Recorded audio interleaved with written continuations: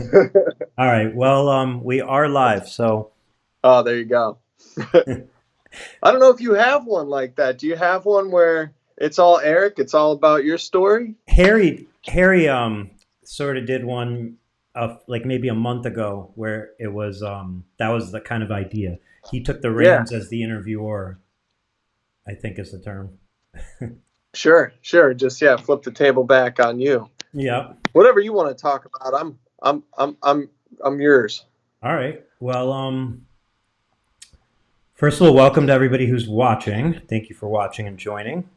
And yeah, Matt, I wanted to catch up with you. I thought this would be a good way to do that. And I'm just curious to know how things are going. I think you're a really great example of, I guess, look, you're a well-run team and you're, your projectile seemed to be very upward. And so Oh, thank you. how's this all going coming out of the other side of it? Well, I guess I don't know. I think everything is really strange right now, and I think it's very regional. We're very fortunate that we're in a part of Florida that I guess stayed optimistic, stayed together through it, and I feel so bad for everybody on the East Coast. Other parts of the country, like Pennsylvania, is where I'm from, so I'm pretty connected through social media there.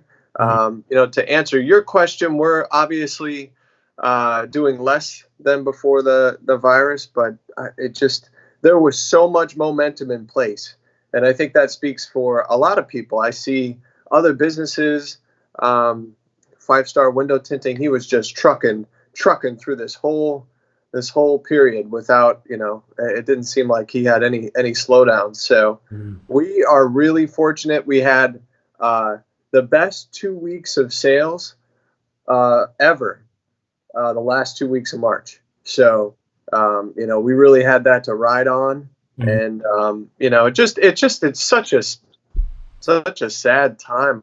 I mean, I don't know how bad these effects are going to be long term. I mean, tourism is really big for Florida. Mhm. There's so many businesses right now.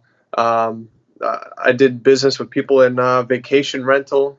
All those categories are just devastated. So I don't know if that ripple effect is going to catch up to us. Yeah. I don't want to count everything as amazing as it is. Without factoring in, maybe a month from now, there may be some reeling after effects that just sort of, come to fruition. We're so lucky. We've got really good customers, really, really good supportive people. And we've had to adjust our whole system. I know a lot of people are coming up with contactless ways to do business. I hate wearing a mask. We're kind of suffocating when we wear that. So we've gone through a couple of different styles of masks, and it's all. I mean, to be honest, for myself, it's all for the customer, because I know that we're young enough. You're younger and healthier, and you probably may never experience it, but to maybe protect the older clientele Right. and just be polite, I guess, is the purpose of the mask at this point. So it's a different world, different environment, and I guess regionally we're very fortunate to live where we do. Obviously, I give credit to everybody working with me and the quality and the reputation and all that keeping us forward. So So in your area, you're saying, like that people stayed pretty optimistic in comparison to other areas of the country.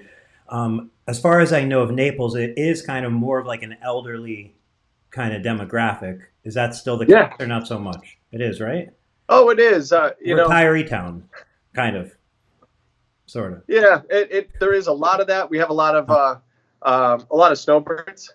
Mm-hmm. But really, really wealthy snowbirds, if that's their circumstance, and if they're going back to New York or they're going back to New Jersey or they're going back to a region that's dangerous. Yeah. I like to use like Judge Judy's my when is the season starting and ending is usually when she's coming and going. And she's staying here because, she doesn't want to risk getting sick up north. And I think that's the case for a lot of people that would normally have gone back, stayed here. They're probably going to start going back soon. But the first couple of weeks, things were really, really quiet. But now people have hit a comfort level. Like, listen, I've been out. I've been to Publix. Right. I'm not, I'm not too worried about it. Can you do this for me? Can you wear a mask? Can you wash your hands? And, given those measures, there's people that were completely flipped out, afraid of it, wouldn't want us in their house, allowing us in their house now. So there's a little change of tides too. So have you noticed, like, when you're obviously doing it for the customer, like you said, have you noticed like a big like people really looking for that, or is it just kind of obviously you're going to do it regardless, but like do you notice Sure. it being like kind of like it's unnecessary, or like you better have your mask on and so on overall? Yeah, there are some people. I'm thinking to myself, what are we? Why are we in your house if if you're going to be sitting inside, pointing at windows and asking me to wear a mask and not come inside, then we can't even do the work. So we'll, maybe I could ballpark it for you. We'll come up with a general idea what to do later on. I think if people are that afraid, very few of them really commit to having us do anything. They might initially think that they want us out, but then it'll kind of catch up with them and they'll cancel back out on us. So the people that are really driving our business right now are not wearing a mask. They're shaking my hand. A couple of people are shaking my hand. There's that 50% of the population here that just is like, hey, it is what it is, and we're going to be all right. So, we're thankfully we have more people that are not worried about it than those who are really concerned about it. So have you changed any of your like product offerings because of this, or do you plan to? Are there any additional services that you're maybe looking to add, or? No, I'm a believer that, this is, we don't know how long this is going to be. It could be a flash in the pan. I mean, why commit myself to trying to make and manufacture or dedicate myself in some way, shape, or form to this specific event just to have the whole thing? Like there might be a piece of news that could come out next week and they'll say, hey, you know what? We were A, completely wrong about it, or B, here's a total solution that fixes it. It's gone. We don't have to worry about it. And then what do I do with my sanitization mask shield business at that point? So I don't know, to invest the capital in that and start over on something else, and then we're busy doing the wrong thing. Right.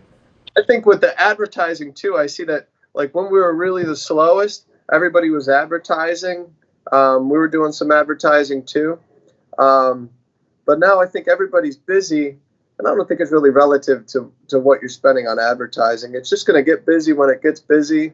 I don't think people have to really worry about this one. I don't know. I don't know. Your viewers are all over the country. Have you spoken with people from New Jersey and New York? And So those environments are completely closed. yeah, I haven't. The last time I spoke to Sean Roach on here, but that was right at the beginning of this whole thing, and he's in New York, like obviously one of the hardest hit areas. Frank just left in the comments. He said we're on the east coast of Florida. Was dead for 4 weeks. Things are starting to pick up. We're only flat, and everyone requests we wear a mask. So Sure. I saw a tint shop. Huh. No, I said that's valid. Especially the East Coast is that's a stronger concentration, it seems, and definitely stricter rules.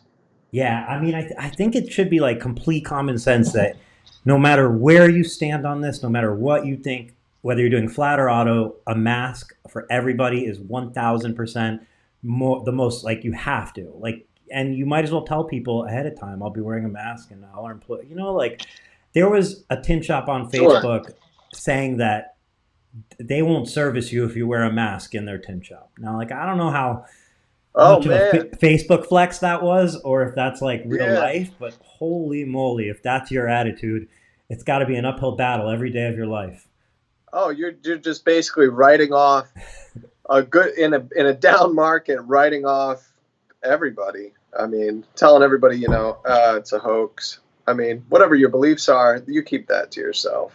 I don't know. That's scary. Agree. I feel like you're in business to do business. Business is making the customer happy and making you money and making everybody happy, the employee, everybody. And if Sure. you're coming at it with that angle, I don't think you're gonna. I think you're gonna make more people unhappy than you are happy. You So know. what is your I mean, in your business too, you guys are in different parts of Florida. What is your what things have you implemented that you would recommend? So that's a great question for David more than it is for me because like he handles 100% of like that that operations and so on. Um, Sure. as far as like Tint Wiz goes, we're like we could go back. I want to search for the clip, but there's like an early Tint Wiz where somebody said like, "What do you see for the future of window tint?" And my thing, even when I had window tint LA before we sold the business, was the idea of virtual consultations. Like Sure. LA people are just they want they're willing to go up and beyond as far as like willing to adapt technology. They like convenience. They're all about it. So to me, I said there is going to be a time where we can do that, and how's that going to happen?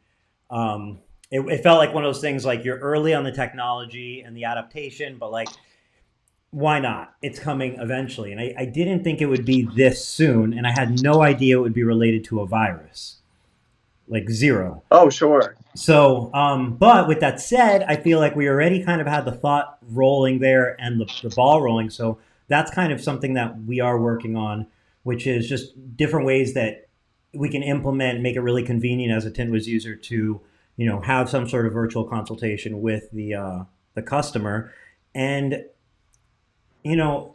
aside from that, as far as like TintWiz users, I feel like it gave people time to dig more in and like kind of get more used to new processes. And it seems like some shops really embraced this time and said, we're going to fix up our shit. Like we're going to like get our Sure. shit together. And like that, I think that's like, if you look back at it as a tint shop and you go, wow, that was like a very scary 4 months. We were terrified. We were closed for a month, then we reopened and things were slow. But maybe 4 or 5 months from then you've recovered, and you go back and you say, man, we must have lost $20,000-$30,000 in business, 50,000 in business.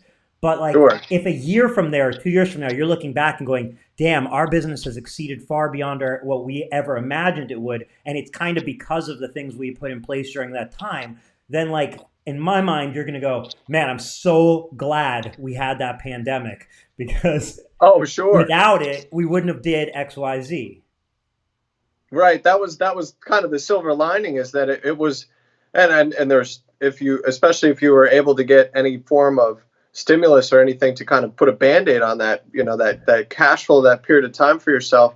Yeah, that was the silver lining. Like work on your business, your Google business listing, like really go in there and make sure everything's lined up nice. Take advantage of all the little features that they have in there. Yelp has a lot of free things Mm-hmm.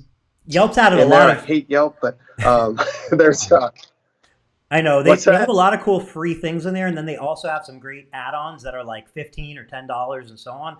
And again, if it's a Super market reasonable. that, yeah, if it's a market that like it works for you and you're able to make some money from Yelp customers, then like this is a good time to jump in and see those new things they added because they do require a couple clicks to activate them. And that was really easy to do. I did that myself. I just had dead time where the phone wasn't ringing, and there wasn't anybody walking in the door, and maybe 2 or 3 hours I spent just like you said. There's that add-on. It was just a couple of bucks that you could have your slideshow in your full control. A couple of little features like that just when someone comes across your listing, it's not that you have to pay for the advertising or anything like that, but you have this polished storefront. And for me, I was getting a lot of terrible leads from Yelp, a lot of like low baller tire kickers. Mm-hmm. And by changing the photos and putting some more information in there, it really started to filter in some better leads out of Yelp. So, yeah, for something I don't like, I'm happy with the little bit of Well, time that I spent and you to don't, I get like that you job don't up. like Yelp, but you're still willing to invest in it because you see the value out of it. You're a reputation company in your area, aren't you? Right. So, the reviews in there are really good. I want people to see that, at the end of the day, they haven't approved like, I don't know, more than 50% of the reviews. And I think that's just my pet peeve. I've got some really good ones that they, Mhm. kicked off, and it's just not fair. Because, I earned those, especially in the beginning too, where it really mattered. Hmm. But I mean, it's one of those things too. You could look at it like maybe they only want to show fairly recent reviews. So, yeah, you know what I mean? Is that and if that's the case, is that so bad? Because I know like if I search for services, like I was searching for a product on Amazon earlier today, and the product had 13,000 reviews, and I know oh, from other and 4.5 stars, and I know from other products that sometimes you click on it, you see high reviews and high star rating, but if you search like most recent or like you kind of go through them, you realize there's some legit bad ones in there, but there's just a lot of good ones to cover it up. And sometimes those bad ones, like they'll save me from buying the thing. I'm like, it's not worth it. So I guess what I'm saying is sure. I try to see like what those reviews are. So I try to think Yelp is just basically saying, hey, we're going to get rid of a bulk of them and we're going to let some of them show. Now, I just, the one thing about Yelp that I think people have misunderstanding is like they do that shit to you whether you pay or you don't pay. That's the Yes, thing. They do yes. that shit to you whether you pay or don't pay. So like it might be annoying and it might suck, but it's not their way of bending your arm. It's them doing the best job they can at running their freaking review site. You know? Oh yeah, I guess that was the frustrating time for me because when I first moved into this area, I I paid for them for advertising, Mm-hmm. and my very first review came in, and it was a beautifully written review. They dismissed it and put me back to a 0-star rating. So even paying, they I No was calling them mercy. after that. Like, No what are you mercy. doing to me? Yeah. My first review. I'm so proud. Have But you have you added anything like COVID cleanly disinfectant related to your website already? I did a I did a blog post related to it, just that I think just more so announcing we were closed when we were. But Mm. I did do a video, and I promoted that video, and I got 10,000 views on it through social media.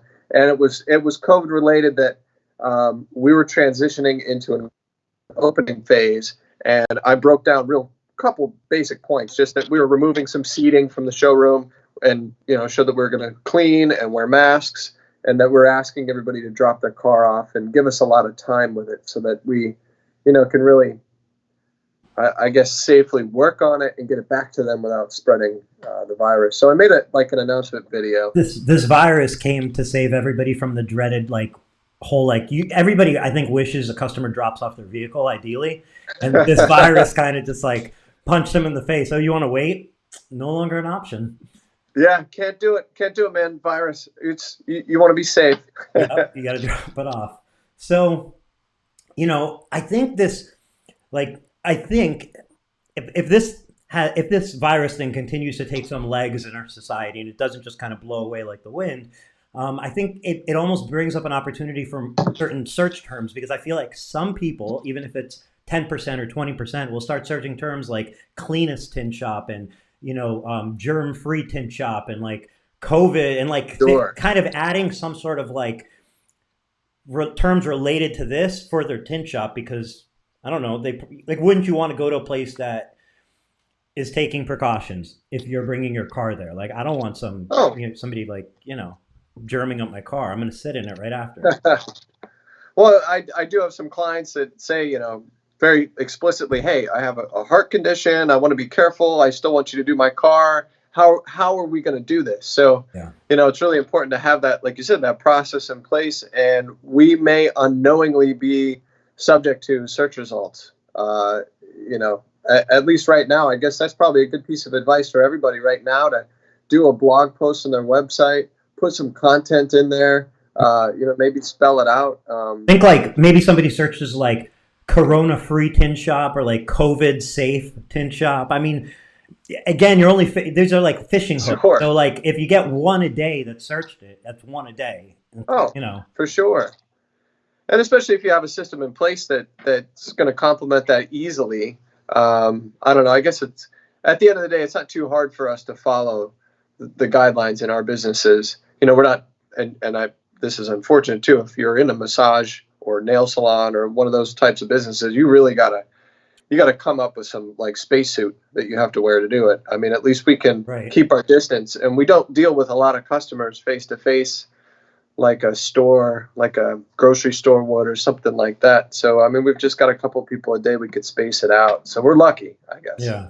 A I'm thing that saying. kind of makes me nervous, like even so it's not my problem, but as like a potential thing that business owners could experience is like I wonder, like somebody comes into, let's use the nail business, not in shop as an example. Somebody comes into the nail Sure. business, they leave, they get sick 4 days later, 10 days later, whatever it is. They went to 1,000 other businesses, but they say, I got it from your nail business. And then, of course, it's not going to be that simple, but then comes under scrutiny of, well, how did your nail business, what did you have in place to Sure. protect the customers? And that becomes now the focus of that mess. And like if you don't have things in place just for the sake of having them in place, it might fall under the guidelines of like negligence, I think, when it is common knowledge that this is an issue right now in society. I would not be surprised if there was a lawsuit that set that precedent, and then Quick. once that happens, I mean, forget it. That really puts us at a risk. So, yeah, I guess that's another. To your point about you may not think it's a big deal, But wearing a litigation mask or wise, not. liability Yeah, wise, it's all different. It's a whole different story. Even if an sure. employee was Well, to and then get also sick. too for people that exactly, oh, you made me work, and you weren't careful, and now I got sick, and I got my grandfather sick, and he died, and you know, Yeah. yeah. I mean, that just you personally don't want to have that on your mind, but it's Yeah. something unfortunately, we have to think like that. Yeah. Um, I have a friend that has 63 employees in his business, and he laid off a few people, but with the stimulus, he was able to bring people. It wasn't a window tinting business, but he was able to bring people back online, back to his business. But he had to get some attorneys involved to kind of come up with a process that was going to protect him should he bring everybody back to work and then somebody gets sick. Hmm. You know, Yep. how does that play out, and who's at fault? So That's you know, worth the $500 to $2,000 that it would cost to have a lawyer kind of review and write something up. If I'm in the right range, it's totally worth it because it covers your butt. Like it completely covers your butt in a way that like you have insurance. That's insurance. sure. Well, I think the way that the premise that he used was that he was inviting people back to work.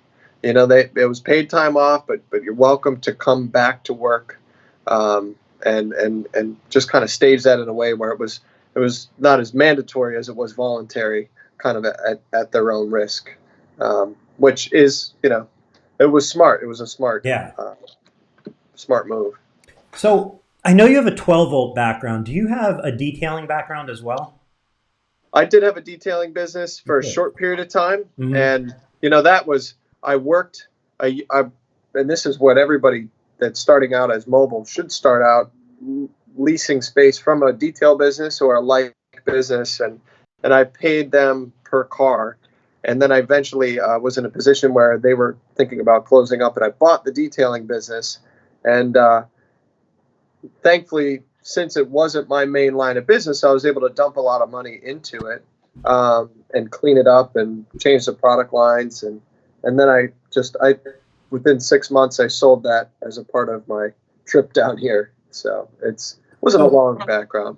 So detailing is a business that you can easily get caught up in a lot of labor for a little money, but Yeah, that's obviously like as an industry, it's been transformed with the advent of ceramic coatings and then more interest in like paint correction and then paint protection. It really leads into paint protection because it's hard to protect paint without detailing in there. Are these things that you feel like you might add to your business because they're just a natural fit? Or are you trying well, to not? not well for me. I don't mind the automotive tinting, even though we charge really high prices and sell really good product.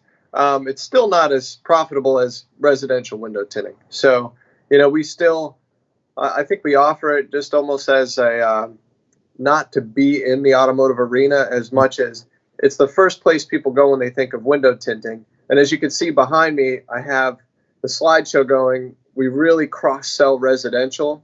We could have somebody come in for 2 front windows on their, Range Rover, and then we're in their mansion doing, a couple hundred square feet of a high-end film. So it's a cross-selling opportunity for us, but I don't know if I want to dive deeper into that. I wanted to do a glass cleaning division. Okay. Which is, again, it's not a really super profitable Foot in the item. door. What's that? It's a foot in the door, and it's also like some kind of flexibility for you to have additional staff because they could obviously be cross-trained on film and cleaning. And with the customers we have are mostly high-end customers, and they're generally really nice, larger homes. So there's a lot of glass square footage, so we can, the ticket is better, and the windows are easier to work with. Not a lot of French pane kind of windows, like nice bigger, large windows. And what I wanted to do, and the virus kind of stopped us from doing it temporarily, was use my huge database of satisfied residential customers and reach out to them with an opportunity to clean their glass as a residual income. And we also wanted to offer it as, hey, with your window tint installation, we're going to clean your windows for free. And that'll establish 2 things. One, a greater value to the customer because they get the windows cleaned. But second, to us, the experience of cleaning the windows on their house, so we know how to properly bid it, for repeat cleanings in the future. So we can sell that package on the back end of the window film installation. Hey, we've cleaned your windows, we've tinted your windows, and after tinting your windows, we've evaluated that this would be the contract price to clean it twice a year or however often they like. So it's kind of interested about that. The equipment getting into glass cleaning isn't very expensive overall. It's just a matter of finding the right people to do it. So equipment-wise, what is essentially needed? Like, do you need lifts? Do you need like a lift on a vehicle or a boom lift or? Well, because there's not most of the windows are newer on the homes that we're working on too, or already in a decent condition. So I think a lot of the cleaning can be done with the pole fed system, and they have 80-foot carbon fiber poles that can go up to second story or higher windows, and just need a system on a truck, reverse osmosis, deionizing system to purify the water. And, I think we can do a lot of cleaning with that, reduce the amount of ladder work and hands-on stuff. I think that when you really have to get up there and get down and dirty and do some, some really intense deep cleaning, it might be like an initial service if it hadn't been done in a while. But like I said, most of the homes already have a service contract, and I think just having that good experience with us, we can hopefully kind of work our way over and do the glass cleaning. But it feels like, why doesn't every flat glass tint company also do glass cleaning and have a glass? It feels like that, doesn't it? Kind of like it's such. Well, they expect you to, like, oh, can you clean the outside while you're here? Right. You've got the tools. And it's when you're on the second story of a house and they ask you that. It's not a super. Like when you're on the interior second story of a house and they're like, "Hey, can you just clean the outside too?" You're like, that's a completely different thing, right? I'm blow that outside real quick for me. Yeah. And it's I don't know. It's not like a genius idea. I mean, you look at the Window Genie franchise. I mean, there's already many systems in place and businesses that I've talked to a couple of tint shops that do some glass cleaning as well. So it looks like it's a good fit, and throughout the year, I think it would complement us from a cash flow standpoint. Yeah. Without like you were suggesting, diving into the automotive arena. I'm lucky. I know somebody who's amazing at paint protection film, and he's very close, and we just refer business to each other. He actually takes badges, the emblems off, the lights out, takes the wheels off, like The whole deal. um, wraps every edge. You can't tell that it's there. So I would think window that's kind cleaning. of how we work. I would think like you could almost convince people to get their windows cleaned around the holiday times because they're gonna have like people over. So Oh, like sure. it's almost like once you think about it, you're like, yeah, people are coming over. I need my windows cleaned. Like, I don't want them dirty, and I don't know. Well, and the return of seasonal customers too. That fall is usually a slower time of the year for us, but that's everybody's coming back. So we'd probably be slammed with quick cleans before people come back into their space. So off the top of your head, what would be the next home service that you feel complements if you get past tinting, you're cleaning windows, you have room for growth, you don't want, there's no more room in the window film. What do you think would be the next best complementary home service you're already in their homes? Other than the window cleaning, Yep. In uh, addition to. coatings. I think that's kind of a next step thing. I almost wonder if anybody's doing any exterior glass coatings. I don't see it. I don't see it. I don't see people talking about it, but So I often think about it. in LA, we used to do, like we have like in LA, there's a lot of glass fences, and we would do Okay. those glass fences with Ceramic Pro Rain.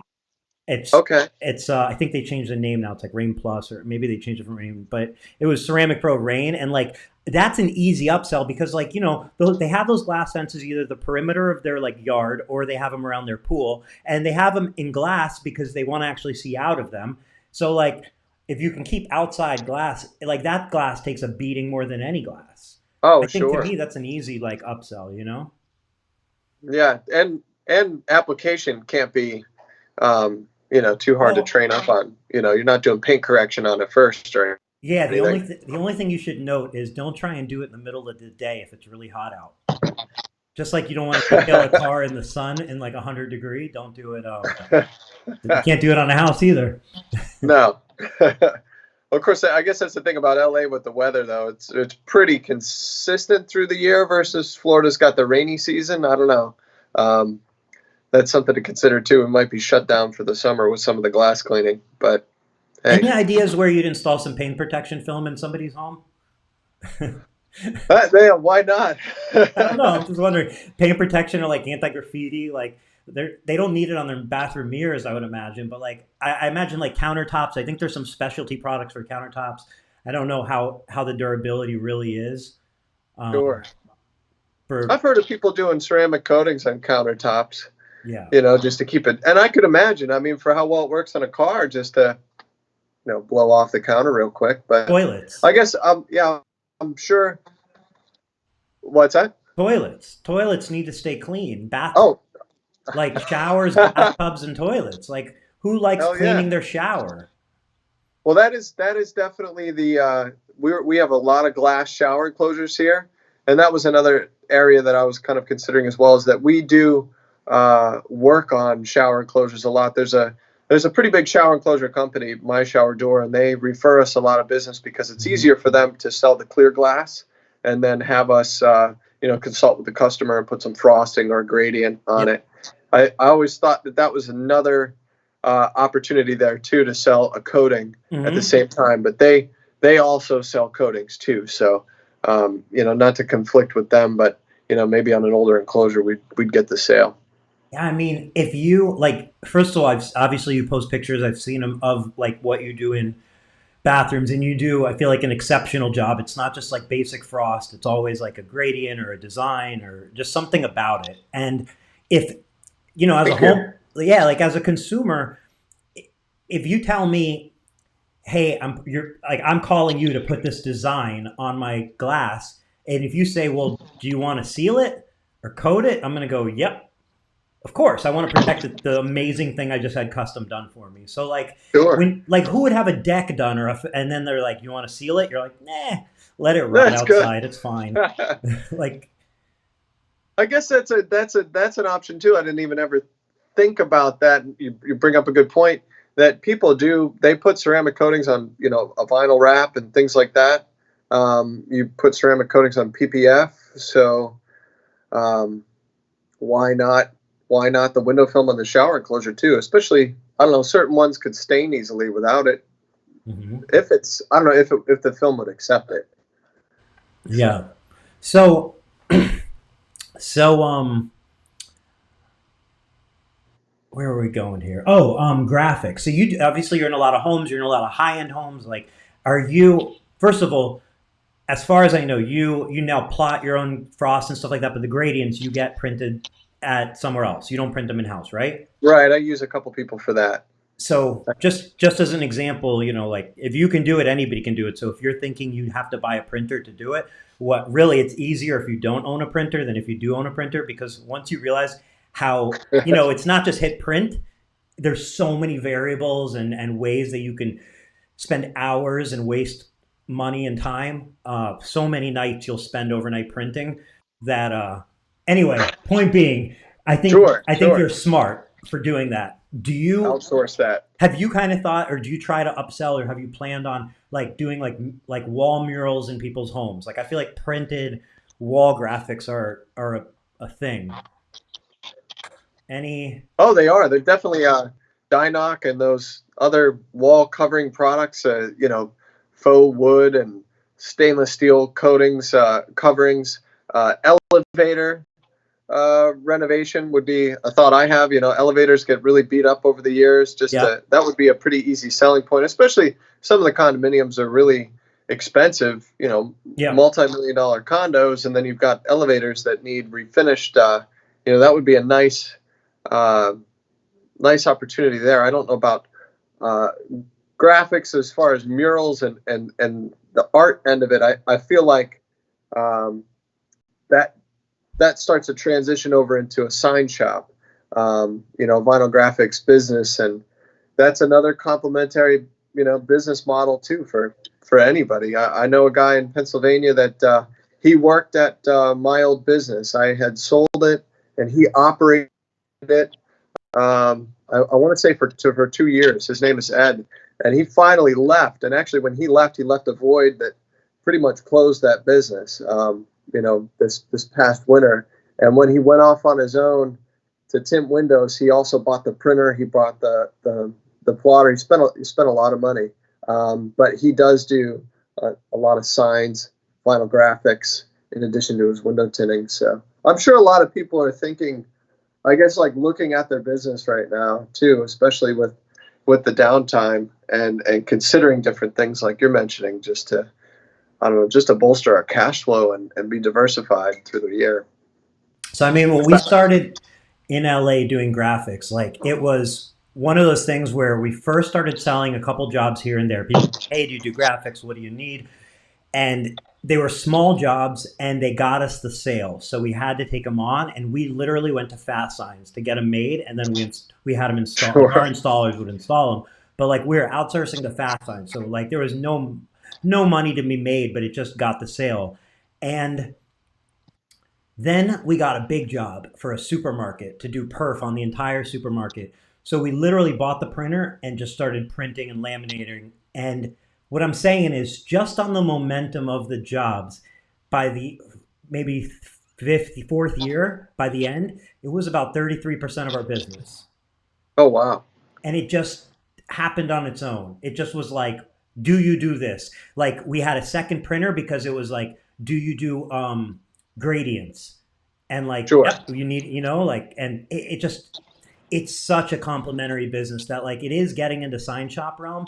But I just think any flat glass, if you're primarily flat glass, people like we would get dentists that like all day long, dentist offices, they would need frost and tint. And because you can do both for them, you get the job. Versus like, okay, you can do one. Oh, sure. And deal with one person. Mm-hmm. And the other thing is there's a lot of opportunity with signage, I feel like, because a lot of people need that sort of thing in a rush. So if you're the kind of business that can turn it around, you win the job just because of the rush. It's always a rush somehow with signage. We're opening, we have to get it done in this amount of time. Well, this whole epidemic the sign businesses killed it. I mean, every single store that had any kind of adjustment to what they were doing, everybody needed signs. Sure. So I'm sure they did awesome through this period, which is definitely something to say that, it definitely serves its purpose, and there's a huge market for it. Are you familiar with? You're familiar with Brad Campbell and Campbell Window Tinting? I saw a little bit of his story that they started out like an automotive, residential, and commercial, and I think they're all commercial now, right? It seems that way. Like they're like large commercial, and then they also do like what they call riot glass. And I think they have a couple solutions for security. They have screens. They have like a glass, and obviously they do like large commercial window film graphics. So on.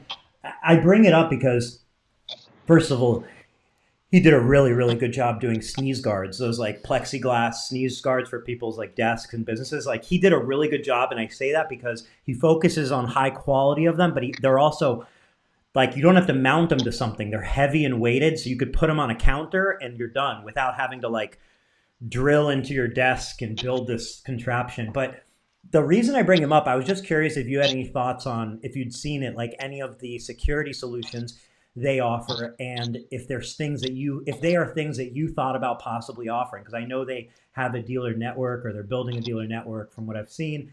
And the reason I say it is because obviously being a window film company, you know, security film is your go-to, but it seems like they've been able to take security a few steps above just film and Dow. So I don't know. I was wondering if you had seen any of that or thought about that.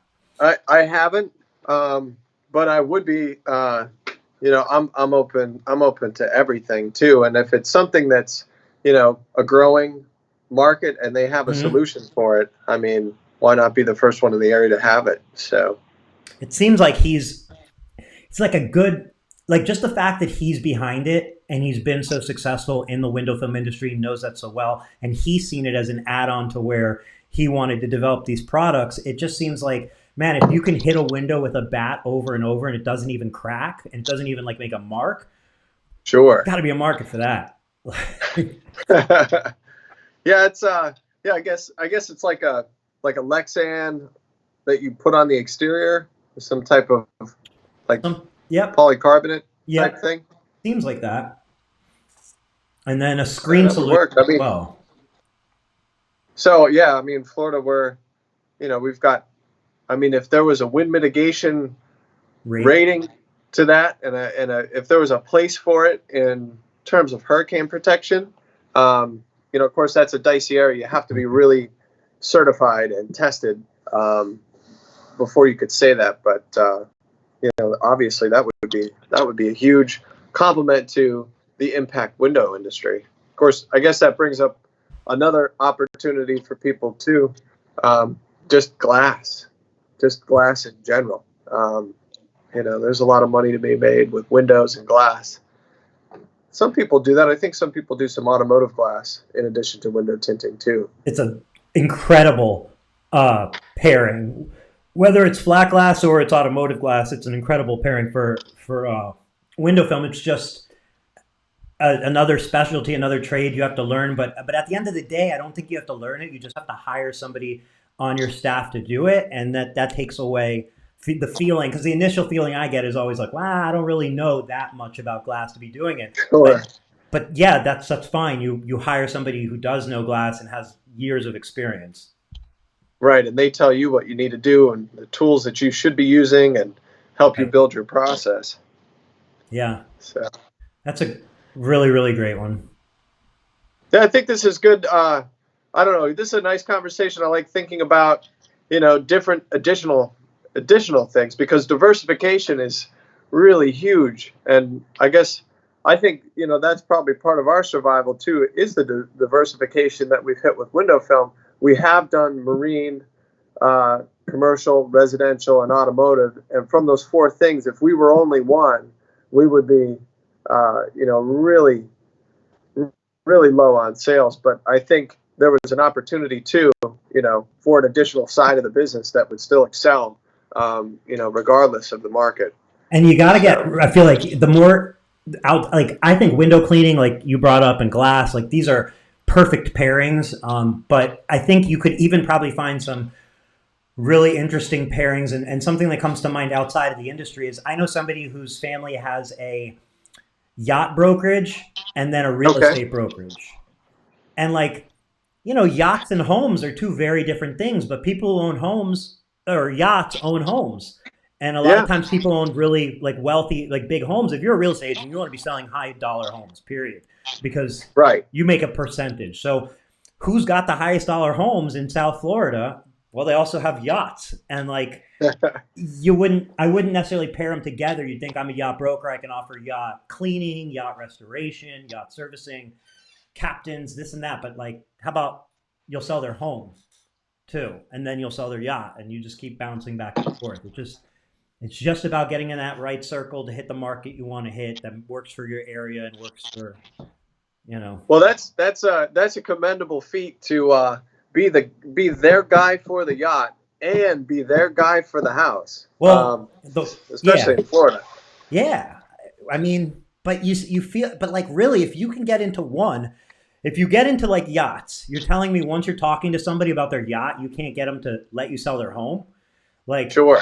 the home's going to be easy after that because you dealt with their yacht, which is like people's baby, Sure. Well, and then I guess, with homes, I guess at that point, if you do have the yacht customer, then you also understand the waterways and their needs for the size of their boat. Mm-hmm. Like, all right, well, here's 4 listings I want you to look at that your boat would, perfectly park at. Yep.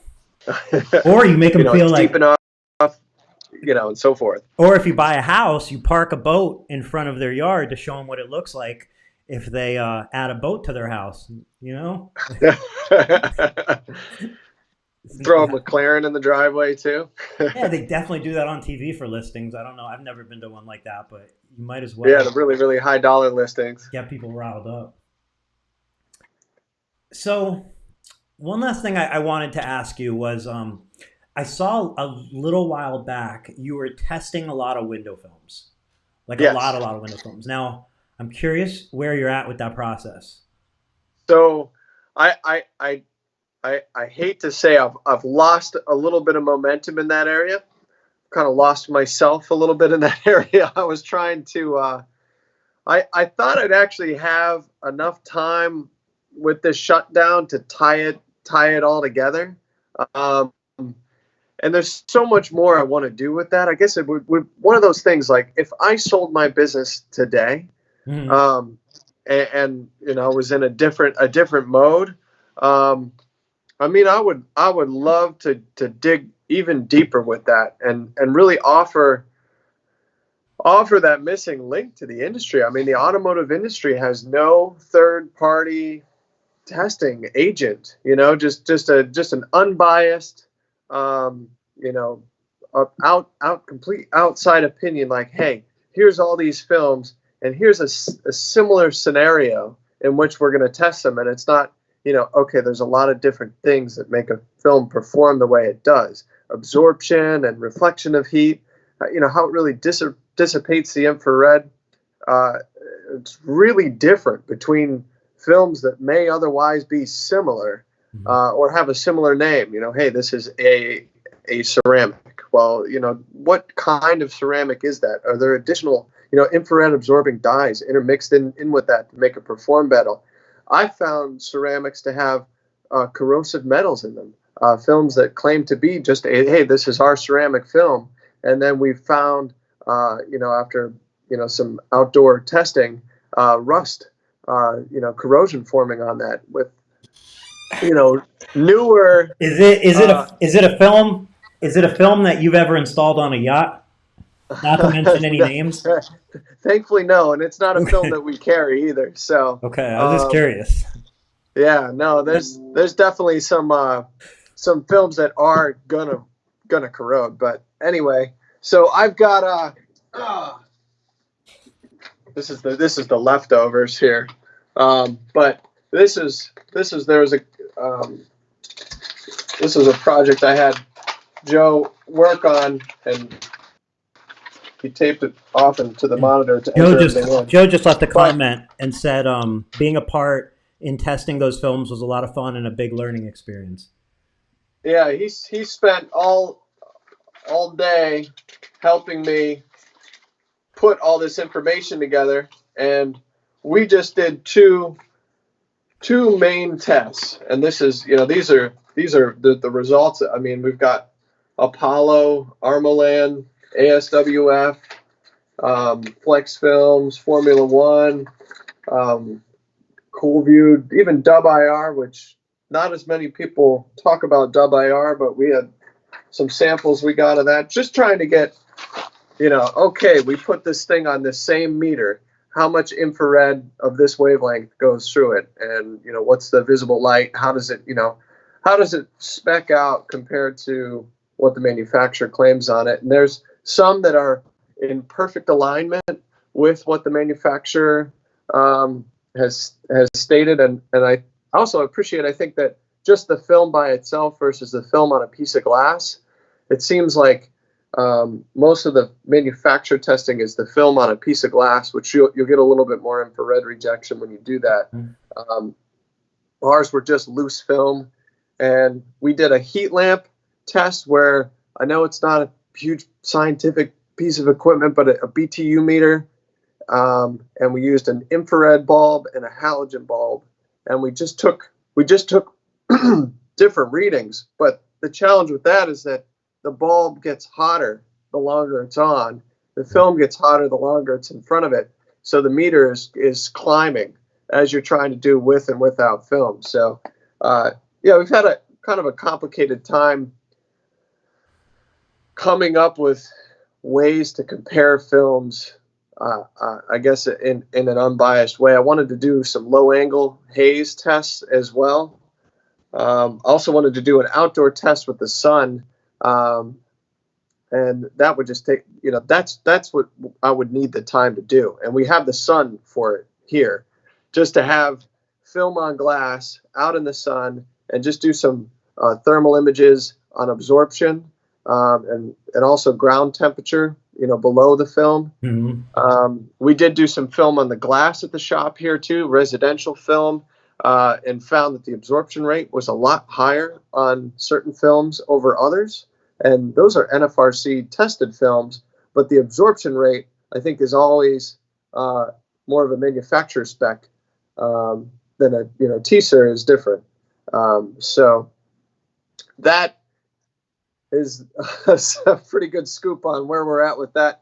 And we put a lot of that together, and we've got a decent amount of data, but I don't know what it's going to take for me to really take it out as a public thing, that it's a useful thing, that people can all contribute to, maybe with a forum that they could talk about their films and their experiences, surrounding the ones that we've tested. So yeah, I mean, it's almost like maybe you put it out there in the sense, like, without any conclusion, just the data, just maybe that alleviates some of the future heavy listing, which would be trying to draw a conclusion from all that massive amount of data, just putting it out there and seeing what others are able to put together. So after you've done, with the testing you've done, does it reaffirm, do you start to see major strengths and weaknesses within some manufacturers' overall line, which then reinforce your opinion or your maybe strategy or whatever it is of offering multiple brands of film and just, you offering the solution that you feel is best for that specific scenario? Is that did it reinforce that through this testing, or do you see certain brands, their whole line is solid, or it's just all shit? Well, I think for me, the reason why I did it in the first place is just because I wanted to have the best possible result. I mean, that was the whole reason I started trying to test films, is that I wanted to be able to sell something to my customer and know, hey, this is blocking more heat than the other film. This is blocking more heat than what you used to have. This is blocking as much heat as any film possibly could for what your needs are. So I did it to make us a better company. And like you say, it reinforces what I choose to sell, where I choose to sell it. So if somebody wants a particular type of film for, a clear film or a lightly tinted film or a reflective film, I've already navigated, residentially, through about 3 or 4 brands that I've circled around and things I really, really like about those films. And the testing helps reaffirm, like, hey, no, this on the glass, this is 5 degrees hotter than that other film. And for automotive, there's so many options for everybody, and they are so different. And there are a few surprises in there too, and also some technologies that have been around for a really long time that are still better than almost all the new films anyway. So, I mean, there's definitely some things that, some films that people have forgotten about too, like Winkos. People like, that's the forgotten child. Mm-hmm. Winkos is amazing on the numbers. I mean, the infrared that film can, I mean, it's absorbing it, but that can be blocked by that film, and they have a new version coming out. I want to say it's launching within a couple of weeks. It's thicker and more manageable, and they made some changes to the adhesive. So, I don't know. I digress. I just They Winkos just needs a social media person and maybe like a print marketing person, because I feel like you just don't hear about them. They're just, you don't hear about them, do you? No, it's like they're gone. Yeah. There's like a few of us like diehard like Winkos fans out there, and you'll see them. They'll pop up in a Facebook post like, yeah, Winkos is the best. But other than that, there's no like rep out there working the brand or working the film. I mean, you just don't see it, and it's been out forever. I mean, the film's been out a very long time, but still to this day, only recently did film companies start really tying in what I call like a super hybrid, where they've got the ceramic in the film, and then they're also using infrared absorbing dyes, which is bringing about a lot of low angle haze and off colors for films. But now, more recently, you're seeing mainstream charcoal films blocking 90 and 95% IR, and there's Winkos has been doing that this entire time, and in my opinion, in a more optically clear format. It's just green. It's a weird color. It's a weird film.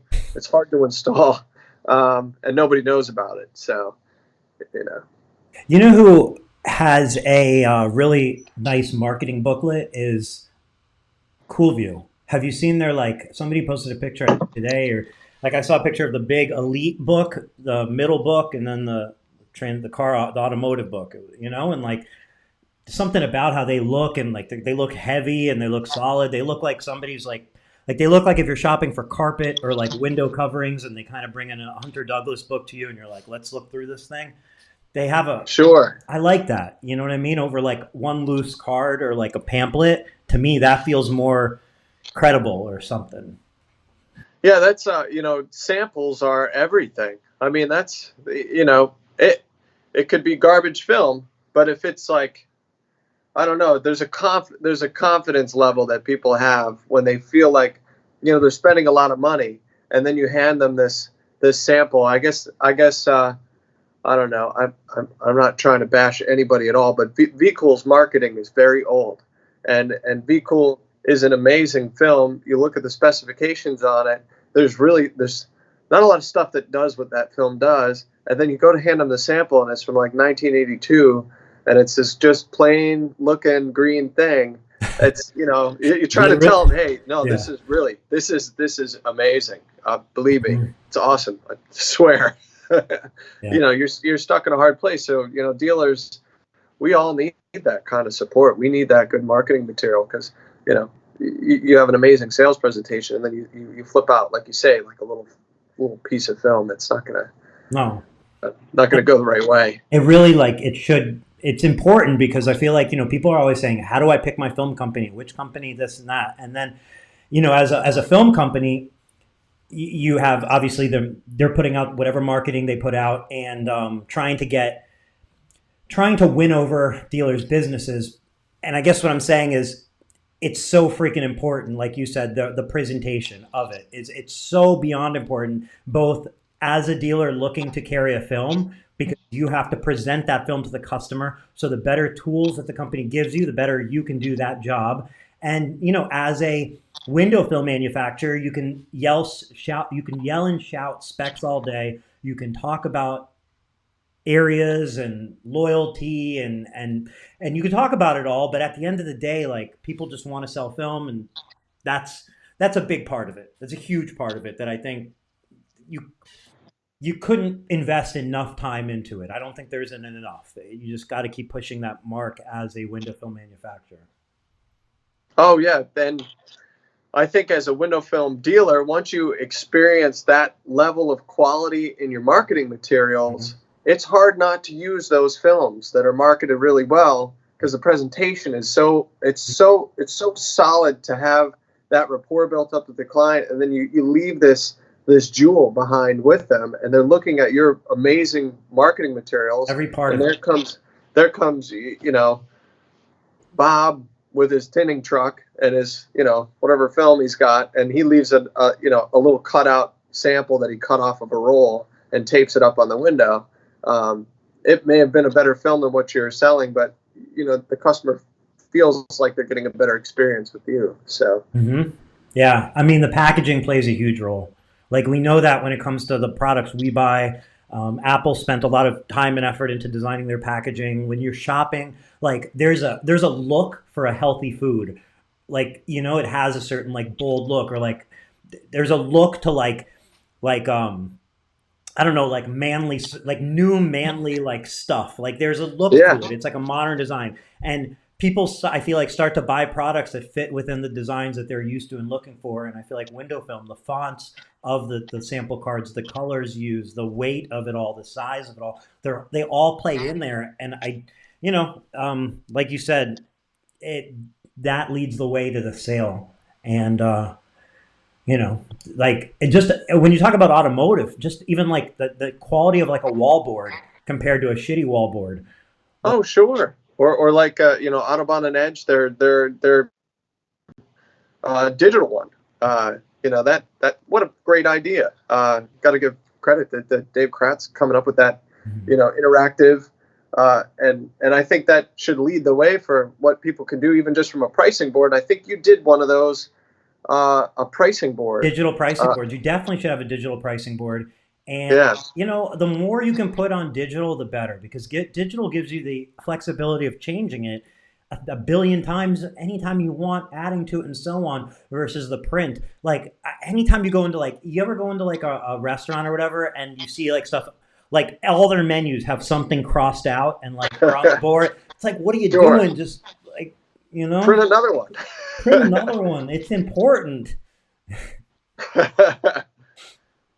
It's even even McDonald's, they make the food look amazing on their digital boards. I mean, you don't get what's on in the little movie up there, but at least that that impression goes a Yeah. lot. We can learn from things like that, because that's just McDonald's. Yep. We're a tint shop. Why are we not doing it? Yeah. That's it's. What kills me is the concept that I don't think there's a single sample in the world for window film, for auto or flat, that on the sample or anywhere in the marketing material, there's a picture that is an actual picture of that product on the glass. Is No, there a car that has the window film on it in any marketing material, a home, that this is what the film looks on the home? This isn't just a right. Shutterstock photo of a home and it's blatantly obvious. Is there one sample from one company ever that shows the product? No, no, and that's. I guess that. I guess you remind me of something. This is and I don't know if this can show up close enough, but this is the back of our business card. And what I did was just show what we do. That we're Right. going to replace that old, dark, blurry, reflective window film and completely transform their view with a new, clear, And modern, high-tech and window film. everybody can look at that. Every one of your customers, because you're in Florida, can look at that and recognize that that is Florida. It looks like a real picture. There's tint on one side, there's not on the other. They can see that's a Florida beach. Now, if you look at a sample and you see it's a sample for American, like you're in the United States and you have a car and you're looking at a car on the sample card and it's got a European plate on it, or it's like a model you don't recognize from the US. Sure. Like, I don't know if that's supposed to like make you think it's fancier, but it drives me bananas. Just bananas. And usually some like exotic thing that never even gets window tint. Those kind of cars don't come here. People don't. People are driving regular. Okay. I don't know. I guess you could put. If I'm selling automotive window film, I'm going to make sample cards. Let's say you have like, let's just use Stratus for an example. I'm going to have, if I'm Lumar, I'm going to have or Formula One, I'm going to have a Stratus sample card that has all Teslas on it. I'm going to have another one that has Mercedes on it. I'm going to have another one with BMWs. I'm going to get wild with the variations of one film sample cards, because the dealers that get that in their hand and use it will blow people's mind. You're telling me you give somebody a sample card of Teslas to a Tesla owner, of Mercedes to a Mercedes owner. You don't have to do every brand, but like you can hit the big ones. And like that becomes so relatable.